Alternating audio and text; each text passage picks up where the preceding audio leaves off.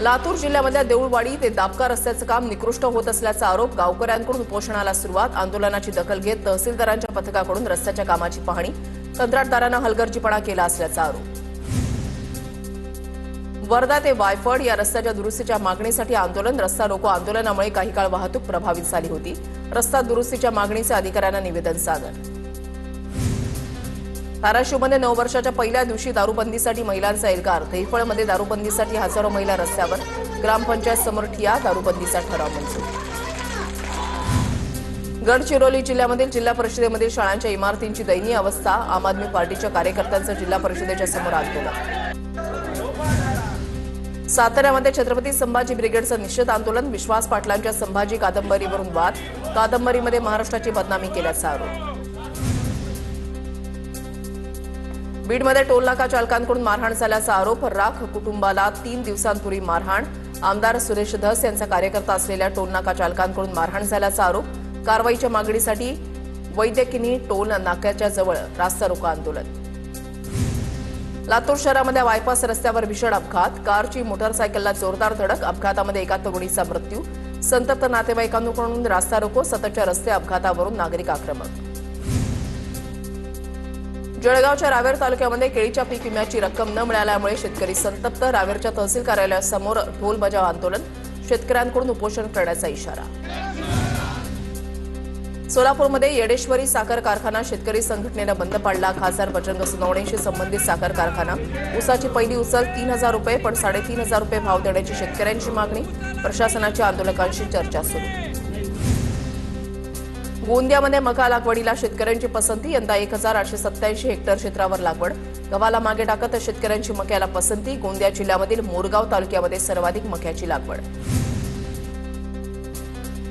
वाशिम जिल्ह्यामध्ये यंदा कांदा बिजवाईची मोठ्या प्रमाणात लागवड संत्रा बागेमध्ये आंतरपीक म्हणून कांदा बिजवाईची लागवड केल्याचं चित्र कांदा बिजवाईमध्ये रोपांची वाढ जोमाने कांदा उत्पादक शेतकऱ्यांचा फायदा होणार वाशिम बाजार समितीमध्ये अळीव पिकाच्या खरेदीला सुरुवात अळीव पिकाला प्रति क्विंटल 7,500 रुपये इतका दर मिळाला अळीव पिकाचा वाशिम जिल्ह्यामधील हा पहिलाच प्रयोग सोलापूरच्या माढ्यामधील कापसेवाडीसह अंजनगाव भागातील द्राक्ष बागा करपल्या शेतकऱ्याचं लाखो रुपयांचं नुकसान औषधामध्ये भेसळ असल्याचा शेतकऱ्याचा आरोप औषध कंपन्यांवर कारवाई करण्याची मागणी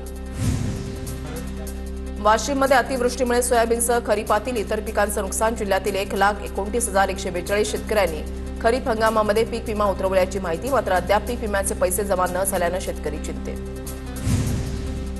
जळगावच्या भडगावमध्ये कृषी विभागामार्फत शेतकऱ्यांना रब्बी आणि ज्वारी पिकाचं प्रशिक्षण शेतकऱ्यांना प्रात्यक्षिकांसह आधुनिक शेतीबाबत मार्गदर्शन करण्यात आलं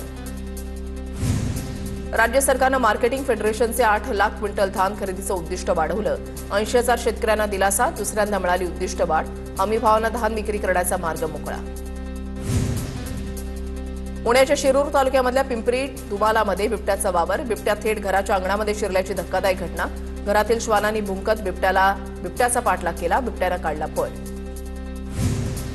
लाडकी बहीण योजनेचा हप्ता जमा होण्यास सुरुवात लाडक्या बहिणींच्या खात्यामध्ये 1,500 रुपये जमा केवायसी पूर्ण झालेल्या महिलांनाच हप्ता द्यायला सुरुवात महिलांच्या खात्यामध्ये पैसे जमा झाल्यानं आनंदाचं वातावरण लाडक्या बहिणींची प्रतीक्षा संपली योजनेचे पैसे खात्यावर येण्यास सुरुवात 2 महिन्यांच्या प्रतीक्षेनंतर लाडकी बहीण योजनेचे पैसे महिलांच्या खात्यावर जमा 2 महिन्याचे प्रलंबित 3,000 खात्यावर येणं अपेक्षित असताना फक्त 1,500 रुपये खात्यावर भोसरी एमआयडीसी मधील सीईटीपी प्रकल्पाची रखडपट्टी 6,000हून अधिक लघु मध्यम सूक्ष्म उद्योग कार्यरत असताना कारखान्यांमधून दररोज बाहेर पडणाऱ्या रासायनिक औद्योगिक सांडपाण्यावर कोणतीही प्रक्रिया नाही पाण्याची सुरक्षित विल्हेवाट लावण्यासाठी मागील 25 वर्षांपासून सीईटीपी प्रकल्प रखडला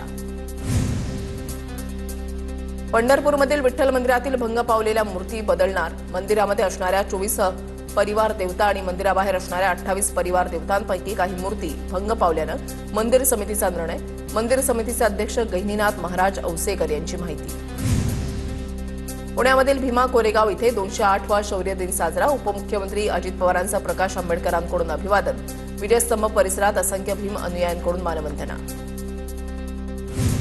वाशिम इथल्या महात्मा ज्योतिबा फुले मैदानावर भीमा कोरेगाव शौर्य दिनानिमित्त शहीदांना अभिवादन कार्यक्रमासाठी आजी माजी सैनिकांची मोठी उपस्थिती कार्यक्रमाला नागरिकांची मोठी उपस्थिती सिंधुदुर्ग जिल्ह्यातील शिरोळे गावानं आजही गावपळण ही प्रथा अबाधित ठेवली आहे संपूर्ण शिरोळे गाव 5 दिवस गावाच्या बाहेर जाऊन वास्तव्य करतं. संपूर्ण संसार घेऊन शिरोळेमधील ग्रामस्थ गावच्या वेशीबाहेर झोपड्या करून राहतात. साताऱ्यामध्ये 99व्या अखिल भारतीय मराठी साहित्य संमेलनाला सुरुवात. मंत्री शिवेंद्रराजे भोसले, विश्वास पाटलांच्या उपस्थितीमध्ये ध्वजारोहण संपन्न. ग्रंथ प्रदर्शन, कविकट्टा, गझलकट्टा, प्रकाशन कट्टा यांचं देखील यावेळेला उद्घाटन करण्यात आलं.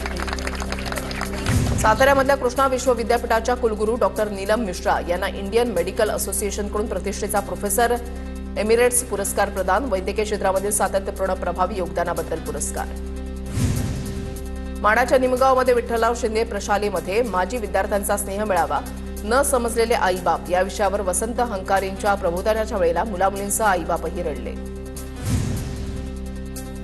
नाशिक, सोलापूर, अक्कलकोट या 6 पदरी ग्रीनफील्ड कॉरिडॉरला अधिकृत मंजुरी. पंतप्रधान मोदी यांच्या अध्यक्षतेखाली झालेल्या आर्थिक व्यवहारांवरील कॅबिनेट समितीकडून मान्यता. मंत्रिमंडळाकडून मंजुरी मिळताच पंतप्रधान मोदींकडून मराठीमध्ये ट्विट. नववर्षाच्या निमित्तानं गोंदियाच्या नवेगाव बांध राष्ट्रीय उद्यानामध्ये पर्यटकांची गर्दी. शालेय विद्यार्थी देखील सहलीसाठी दाखल. गोंदिया जिल्ह्यातीलच नव्हे तर लगतच्या जिल्ह्यातील पर्यटक सुद्धा पर्यटनासाठी दाखल. नववर्षाच्या निमित्तानं विश्रामगड किल्ल्यावर हजारो पणत्या पेटवत दीपोत्सव. इगतपुरी तालुक्यामधल्या राजयोग प्रतिष्ठानच्या वतीनं गेल्या 8 वर्षांपासून सातत्यानं आयोजन. शिवरायांच्या मूर्तीची आकर्षक सजावट करून नववर्षाचं स्वागत. नवीन वर्षाची सुरुवात करताना भाविकांनी घेतलं कोल्हापूरच्या अंबाबाईचं दर्शन. पहाटेपासून अंबाबाईच्या दर्शनासाठी भाविकांची मंदिर परिसरात गर्दी. सप्तशृंगी गडावर भाविकांची मोठी गर्दी. नवीन वर्षाच्या पहिल्या दिवशी लाखो भाविक सप्तशृंगी मातेच्या चरणी लीन. आजपासून पुढील 3 दिवस मंदिर 24 तास खुलं ठेवण्यात येणार.